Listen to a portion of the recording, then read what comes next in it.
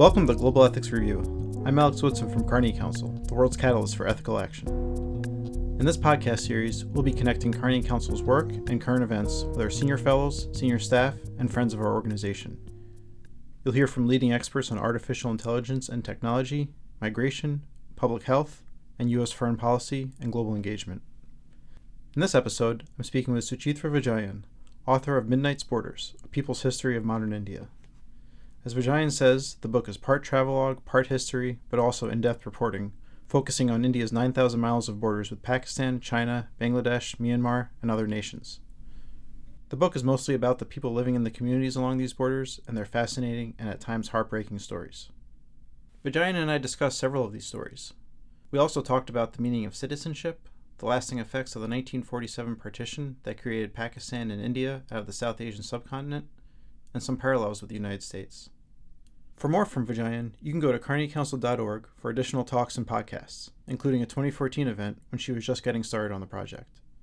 She's also the founder and executive director of the Polis Project, a research and journalism organization focusing on many of the issues that we discuss in this podcast. But for now, here's my talk with Suchhitra Vijayan. Suchhitra Vijayan, thank you so much for speaking with us today. It's great to see this book. We had an event with you back in 2014 at Carnegie Council when you were just starting the process of writing and traveling the borders, and so it's really, really nice to be able to see this book in print. And I read it; it's fantastic. I encourage everyone listening to read it as well. So again, thank you for coming on today. Looking forward to this. Thank you so much, Alex. Really appreciate it. Thanks for hosting an event around the book, even before the book became a book, and over the years, always championing the work I do, and of course, for the great conversations. I really appreciate it. Thank you. Of course, thank you. So we'll just start with the book and how it came about. This is something that, as you said, I've been following since back in 2014 when you were a Carnegie New Leader. I remember looking at your website and thinking this sounded like a really interesting project, and then you came in and did an event with the Carnegie New Leaders. So for someone that's not familiar with it, what's the book about? How did it come about? We'll just start there. Yeah. For someone who's never heard of me or the book is it's part travel log, part history, but also in-depth ground reporting. I did over 8 years along South Asia's 9,000-mile border. It starts with the Afghanistan-Pakistan border, and then I traveled through all of India's 9,000-mile land border. In some ways, to make sense of the questions that I've had about citizenship, nationality, what does it mean for us to think about these border regions beyond the questions of international security? How do we center the voices of these communities who somehow seem to be always removed from the grander narratives and histories? But more importantly, I think I've just been curious about this idea of what does it mean for us to think about citizenship, not only in these contentious spaces, but all of us, given what's happened in the past few years. And that's how this book began. And now at the end of the book starts with the question, what function does the nation state do if it can't provide the most basic of freedoms and dignities to that people? Well, the book very much is a book about India and South Asia, and I think that question has a global resonance, and I think it's a question that all of us are asking, but also what does it mean for us to think about citizenship in the age that we live in? Yeah, so we'll get to all of those issues a little later on in the talk. But first I wanted to start off with the partition. That's really what makes India's borders today. Obviously, there's been a lot that's happened since 1947, but it all started with the partition. And I was struck with a lot of what people said in the book, but I remember one of your interviewees says, no one could believe this happened to us, the partition. The disbelief turned to silence. So I'm just wondering, what is it like for Indians? Obviously not, you can't speak for all Indians, but some of these people that you spoke with, the partition has had this huge effect on them. I believe the woman was in her 90s that said that, so she had lived with partition and she'd seen how it happened. So what's your sense of what living with partition has been like for these people, and this feeling that, oh, this can't happen, but it did happen. It happened 70 years ago, and it's you're still living with us. So what does that do to people, do you think? I think I think you're right. I think the partition affected so many of these communities so many ways. And even when I started this book, I always felt that I was someone who was born and raised in the south of India, which really didn't see the kind of violence of the partition that the regions of Bengal, Punjab, and the northern part of India saw.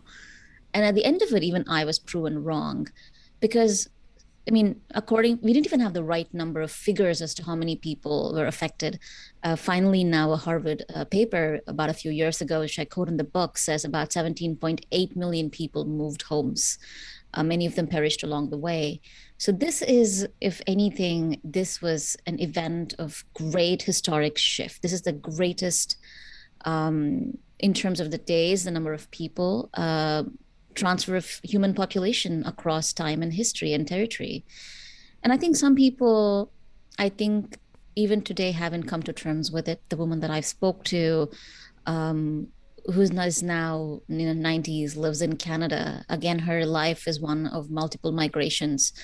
The partition not only robbed her of one home, robs her of many homes. Some people chose to speak about it. Most people didn't. Many people silence and forgetting was a way for them to move on. Today, there's so much of work that is done on the Holocaust in terms of other memorials.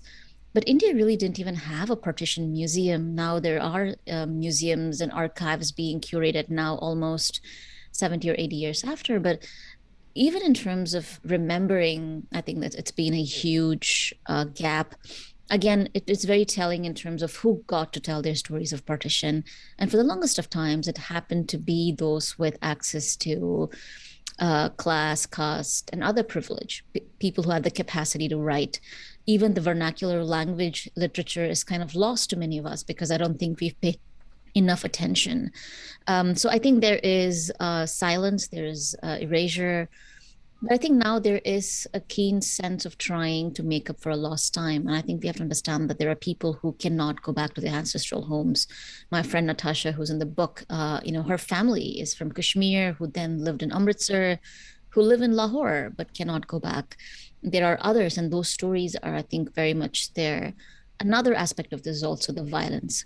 Either the violence is either being forcefully forgotten, or other times the violence itself has been used for other political means without centering the people. And I think we see all of these narratives, both to the people that I spoke to, and in the book.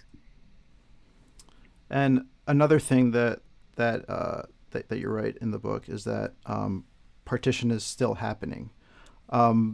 So what do you mean by that exactly, and how does that play out in the book? Yeah, I think one of the first things that and this interview happened early on in the journey around 2013, 14, where this young man tells me that, Ghazi tells me that, the partition did not own it. It's incomplete and it's ongoing. And what is this incomplete, ongoing nature is that it's not that the violence happened and the partition happened, but the people who lost their homes lived through multiple and continue to live through multiple acts of violence. It's not that their homes were robbed once, their homes and their dignity and their freedoms were robbed over and over again. It's not that at the moment the violence ended, they could go and start a new life. In some ways, those events that happened 70 years ago still have a massive effect on them. People are still trying to prove where they belong. People are still trying to prove, are they citizens of this country? Do they belong to this country? Especially in the Bengal borderlands, where we also see the new laws in India that are being promulgated, especially the citizenship law, and creating a national register of citizens, or the NRC, which would literally enumerate who the country's citizens are and not, are deeply violent acts, which again is demanding that people prove their citizenship. But again, how does one prove one's citizenship when one has been deprived of home multiple times? And that story kind of resonates over and over and over again. It's not that in Punjab, with the Sikh communities, what you really see is not only the act of partition, you see ongoing state violence that's been inflicted on these communities for over 50, 60 years. Now there is a farmers' protest that's happening in India. Again, you cannot look at these protests, these acts of resistance independently. What you really have to see is that the partition also became a moment when the nation is born, people are supposed to be now free and equal, but they really don't get the political promises of what freedom is supposed to give them. So that's what I would think about. I think, and this happens in various communities in various ways. It's not just one of these communities. And that's how you see the partition still having a huge effect even today when we talk to the people. You mentioned a few of the different borders in that answer, and I was struck by how different these borders are in different parts of India. You talk about the India-Pakistan border, you can see it from space. I believe it's the India-Bangladesh border. There are just posts in people's backyards, and kids use it to play cricket. How did that come about exactly? Is that, I know sometimes that governments, authoritarian governments, or any type of government can really inject some chaos or something like that just to increase control of the population. Sometimes it's just incompetence, though. So I'm just wondering how does it come about that, as I said, you have one side that's the most heavily militarized place in the world maybe, and the other side kids are playing cricket around the border. So how does that come about, and what does that really do to people living in those situations? I think one thing is that these borders are very different. But one thing that we really have to acknowledge, whether it is the militarized border of Pakistan or the ongoing violence in Kashmir, or what the border populations in the Bengal borderlands are going through, even though the kids can play on their backyard, you also see that there's a constant police presence. You can see the constant presence of the border guards. Yes, the fence is not, I mean, they do have fence. It's just that these fences are very different kinds of fence. The violence is everywhere. The kinds of violence is also everywhere. There's also the story of Felani Khatam in the book, where the young girl is trying to cross and then she gets shot in front of her father. So no matter how these fences look, how they take their shape, I think we have to acknowledge that the violence is ubiquitous in all of these borders. And I think the border making process is always about borders make unequal people. And it's a legacy of the empire and colonialism. And borders create a world of hierarchy. And I think that is something that's fundamental to all border making projects. Now, at the very ground level, of course, you have incompetence. Of course, men with immense power in these spaces, who are petty sovereigns, are given immense power to rule over the lives of the people. For instance, even with the U.S. border, you saw how the Haitian immigrants, Asian asylum seekers, and refugees were treated with immense violence. You know, the border guards and the horseback.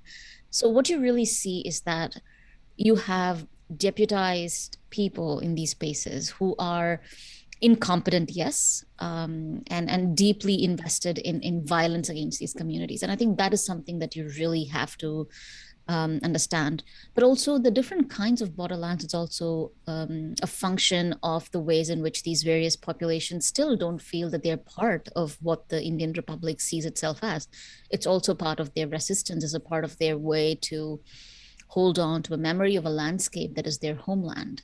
I think those are the ways in which I think we really have to see the differences. In some places, they've been very successful because some places, the India-Pakistan border was very willfully cleared of people. And also it was a desert, so it was easy to do it. The India-Bangla border has over 200 million people who live across both of these land masses. Like, how do you clear 200 million people? And that's another reason why when you go back to the archive and you look at it, even those who wanted these countries partitioned never really imagined that they thought that there would be these entities. But this kind of strict movement that is being surveilled, the militarization, the violence, I don't think this was what even those who imagined a partitioned subcontinent ever thought would come to be. Another thing that I was struck by in the book was just, and I mean, this is something that I've thought about for a long time too, is just how immense India is and how many different groups of people there are. You talk about people that live in India that don't consider themselves Indian. I think at one point you say that all we have in common is a passport. I was hoping you could expand on that a little bit, and also just I just also wonder, is there a shared culture in India everyone kind of takes part in, or is it really just regional differences and in some cases differences in language and things like that? I think I would go with Jinnah's description of what India is. It's a subcontinent of nationalities, and the world here changes every 100 feet. So often it is a struggle to really, that's why a project like this, to really understand this, took so long, was because I had to build relationships with these communities. Initially, while I traveled, a lot of these places I returned over and over again. The only reason I could write this book was because I had to build relationships with these communities over a really long period of time, make them collaborators in this book. So in that sense, what endeared people, what endeared people to me, and the other way was trying to build those relationships because we were so different. And I write about this in the book as well. Someone like me, for me, growing up in a very comfortable existence in the south of India, in the city of Madras, my life, I was not used to curfews and violence, or the kind of indignities that those of my own age who grew up in Kashmir or Punjab or Nagaland or Manipur or any of these border states experienced. So even to write about something like this, and I really think I had to educate myself. I really had to understand what it meant to live through that. Imagine growing up and there is a bunker, a military bunker just outside your house, or that your uncle, your father, your grandfather, the people in your life had been disappeared. So even to tell those stories, I think one really had to educate. So for me, yes, it was not just the culture, the language. I think even the very basic histories were so different. And while I was trained as a lawyer to always work with communities that had gone through immense violence, this felt far more intimate. So I think there was very little that bound all of us together. And yet, what really allowed people and allowed me the capacity to have those conversations was questions of resistance, the questions of what was it to resist this ongoing violence and indignity. And I think if there is one thing, I don't know if there's one thing that connects. The idea of India was also born not only administratively as a result of colonization, it was also an act of resisting an imperial power. And I think now what connects these various communities is also their act of resistance, demanding for dignity and the rights and the freedom that they have been consistently deprived for so many years. Um, I think that definitely is, and all of these people who are fighting for that, and I think that's why I felt so comfortable in these communities, also tend to be far more open and egalitarian about other communities that are fighting. And you see that with, for example, the BLM movement, or the Black activists in the United States, who always turn up for everybody else because for them, they understand that act of oppression and resistance is connected. And I think those are the things that I think really perhaps connect all of these communities, the idea of resistance, more than anything else. Yeah, it's interesting that leads into a question that I wanted to ask you about uh, kind of your process of writing this and interviewing. And you said in a couple instances that you learned a lot as you went through the book. And there's one instance where you take some pictures and someone tells you, you shouldn't be taking pictures of that, and you take that to heart. And so you really have a responsibility. You really feel a sense of responsibility to the people that you're talking with. So I guess two kind of interconnected questions. How did you balance that out when you were writing? How much did you think about that as you were putting this down? And how does it feel now that it's out in the world and these stories are able to be shared with the world? When I started this book, I think I had a very different idea of what this book would be. Hmm. And for me, I think I learned a lot along the way. I learned the limitations. I learned the limitations of storytelling as a unit, right? Storytelling can do so much, but also stories have a limitation. Stories have a limitation if those stories don't translate into something else.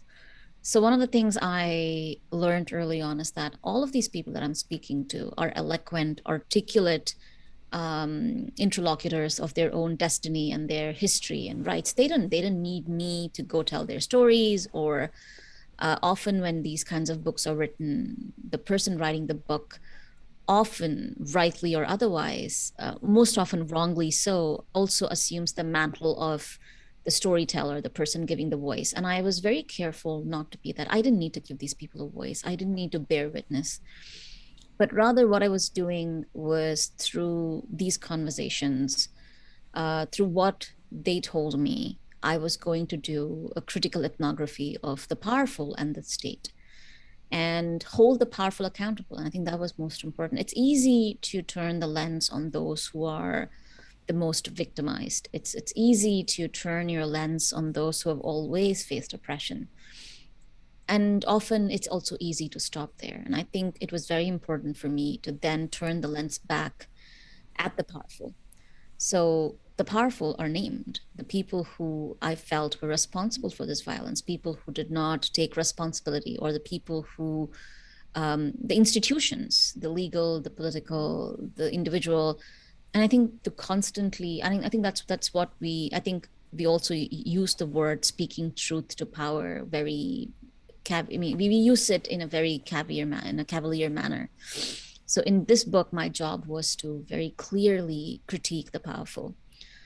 And again, I wanted to make sure that these people, everybody that I spoke to, were shown in the most dignified way possible.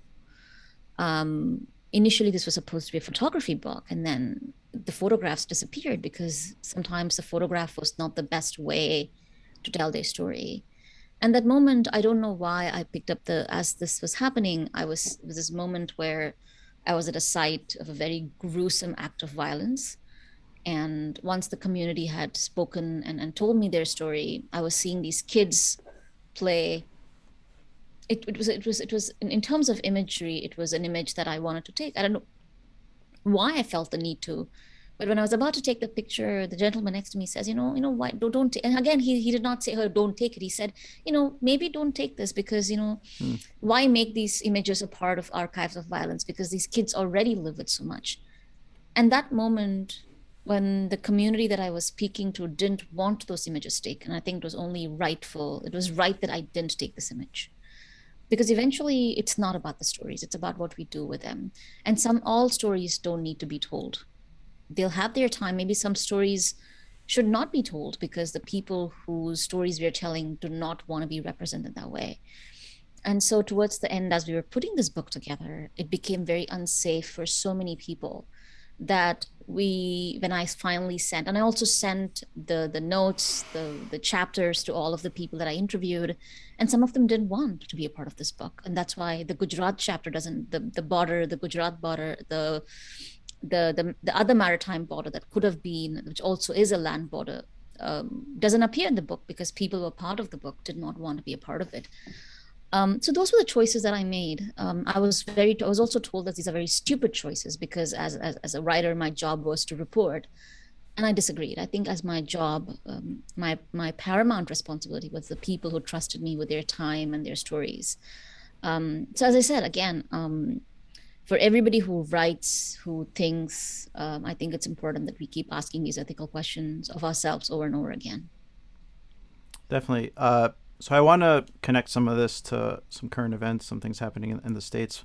But first, I just wanted to give you a chance if you wanted to highlight any of these stories in particular, or, to give people a sense of the book. There are just so many interesting and well-written stories there. I'm just wondering if one sticks out to you or if there's one that you'd like to highlight at all.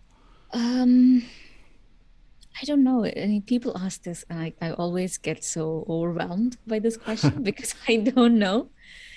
But I think there are two stories that I think one is the story of Ali, whose house is caught. He was once a young man whose house then gets caught between the no man's land, and the border fencing also has 24-hour light that comes in, and the lights start off at about 6 in the evening, and then they are not 24 hours but for 12 hours, and then they are on for the next 12 hours. And trying to live with that nightmare of having um, light in your, coming in your house. He loses his capacity to sleep. But also his story is a story that is truly, it breaks one's heart. Because he loses his land, his wife who lives across the border, the regular sexualized violence that is so common. And I think that is a story. Ali's story is, I think, and there's one moment where he says, it's not only that they've stolen my dreams, they've also stolen my nightmare, because Ali loses his capacity to sleep because of the light coming in. Initially, he starts losing his sleep. He starts having nightmares. And finally, as he copes with having to live with this, he says, as a moment in the book, he says, it's not that they stole my dreams, they also stole my nightmares. And I thought that was such a powerful way to articulate everything, because they steal everything from you. And I think that's the capacity of a very violent authoritarian state. And the other story is the story of Sari Begum, is now much older, is a child of rape during the partition, who again has to live through who lives through immense violence of just being in this land, but also what it means for militarization of these places. The Indian Army built a little bunker in her small farmland, and it's still there. And also, it's one of those moments where this woman is so full of life. She is funny, and I think that is one of the more lighter moments of the book, when she says, "Oh, why are you writing this?" And I say, "Oh, Yeah. because I wanted to understand the world." And she says, "You're such a stupid, silly girl. If you'd just come to me first, I would have told you that the world is horrible." And it's also very, I thought that moment of her chutzpah was also a moment, it was also a critique of how we think that somehow all of us need to travel in order for us to, or document or report. That sometimes the capacity to travel, document, or report does not immediately mean the capacity to analyze a given situation. Often people who live through these are better eloquent. They understand with immense political clarity what's happening to them. So those two stories, perhaps as a way to enter into, if you didn't know anything about the history of the subcontinent, I think as at a level of the story, I think these are two very remarkable people. I would definitely want everyone to encounter. Yeah, I mean, all those the stories are pretty amazing, but the story of Ali is one that I'm sure I'll remember forever. Yeah. That's just It's crazy. Yeah. Yeah. So I just want to connect this to some of the current events, some of the things going on in the States. And you've brought up Black Lives Matter. You brought up the horrible situation with the Haitian migrants in Texas. So yeah, it's very easy to see a lot of parallels between India's border policies, India's citizenship policies, and those of the United States. I remember we talked a couple of years ago during the Trump administration about some of these parallels, and you just said that India crushes dissent. This is just happening on a much bigger scale in India than it is in the United States, and of course I had to agree with that. What do you see in 2021 when you think about that question? Is it the same type of response, or do you think about that a little differently now? No, I think the crisis, I'm so glad that, I want to start by thanking all the brown and Black women on the ground who flipped Georgia, who did the work to get Biden elected. It gives us, another 4 years of Trump. I don't think it would have, even as someone like me who is immensely privileged, who lives in New York, who has the privilege of education, of resources. Even for me, just the amount of racist attacks that just went up during COVID was just, the amount, and that's true of so many of my friends who are brown and Black and working women in the city, who just felt how. So yes, I'm very grateful that Trump is no longer in power, but that does not mean that the job is done.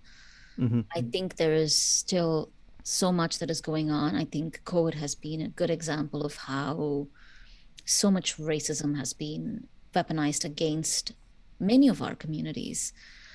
Even in, I think it was a Texas, where they said, oh, it's the immigrants who are bringing COVID from across, even the silliest things. So I think the crisis is still there. I think increasingly with the abortion laws, the ways that you're using to disenfranchise people from voting.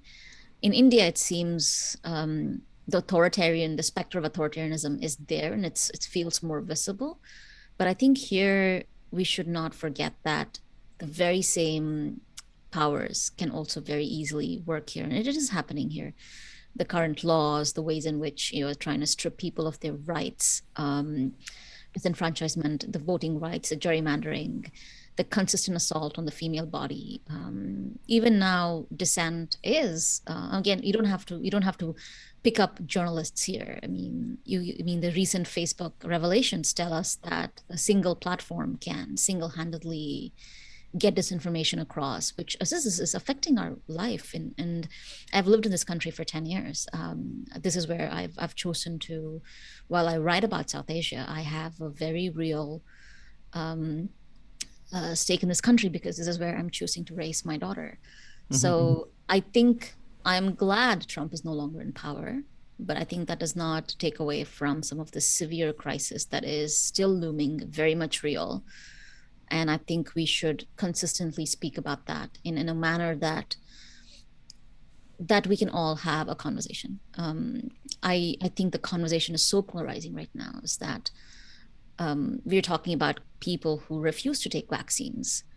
But it's not just about racism, right? The point is that we're in a place where many communities, especially Black communities, Filipino communities, white working class communities, refuse to trust the government, right? Their fundamental thing is that we do not trust the state. And it's not just white racism. It's not just the people who were part of the insurrection. There are vast parts of this country that does not trust the state anymore. I think those are the questions I think we should be asking. And I think in a way that doesn't polarize the other side. When I say the other side, I feel like almost everybody is now the other side, right? It's I cannot have an opinion without 90 people telling me why it's wrong. And half of those people are people I believe to be progressive or left.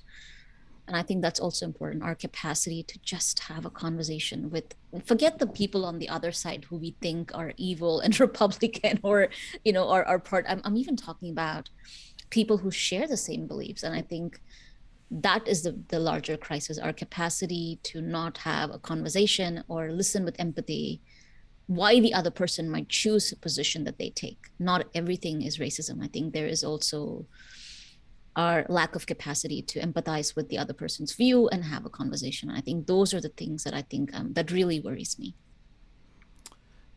And as you were writing the book, these crises just accelerated. 2013, 2014. I feel like the United States, at least, was in a very different place. So how did that change your thinking as you were working on this book, with the United States in crisis, with the Trump administration, with all this happening? How did that change? Well, I should just first say, so you took a bit of a break in the writing. You wrote, I think, in 2013, 2014, and then you took a break until around 2018. So I guess I wondered, did you have a different perspective coming back in 2018 as all these crises in America were happening, or were you able to separate it? Right. I think I was living through, by this time I had two homes. I had my home in India where my parents live, where I was increasingly doing more and more work, and my home in the United States where I was living and I was working. And 2015, my dad got very sick, and then he needed a transplant. And then soon after, I got pregnant. So 2015 and 2016, I couldn't do any work. 2016, I gave birth to my daughter, and then end of 2016, I actually went back. So 2017 and 18, end of 2016. I mean, again, now when I think about it, I do not know what got into me. I left my 6-month-old daughter to go restart the work on the book. But I think one thing became very clear to me, and I think my personal life had a profound impact on the book itself. while I had always written about other people's violence, either as a lawyer, as a researcher, the idea that your parent, while this was not about state violence, the idea of loss or losing your parent to, um, you know, um, to a medical condition like that, or the fact that he survived, I think that loss became very real. So when people talk about their families being disappeared, it was no longer just that.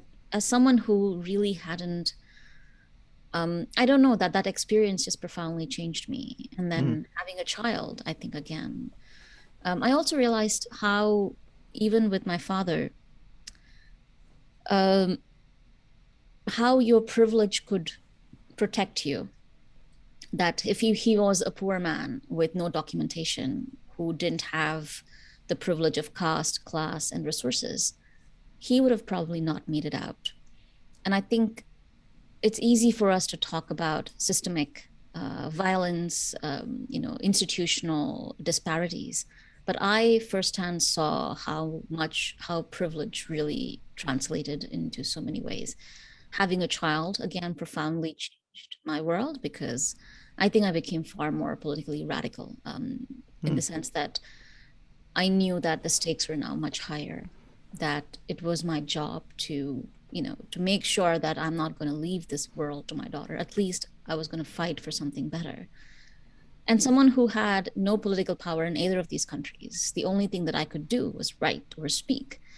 And I took the job of writing and speaking, I feel, even more seriously, simply because it felt that everything just became more amplified in the sense, some could ask, did you have to go through this in order to do it? I don't know. Maybe that was important to me, that it's just that the moment of taking that break gave me the time to just breathe and kind of gave me the time to really think about the book. And it also gave me time to write and rewrite the book, in the middle of all of this crisis.